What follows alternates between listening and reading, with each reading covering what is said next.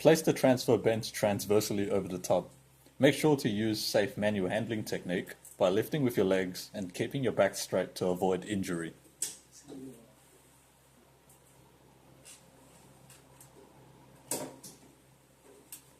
Ensure that the seat is facing upwards towards the ceiling. Adjust the legs of the chair so that all four legs are stable and in contact with the ground. Make sure you hear a click to ensure that the legs are locked into place.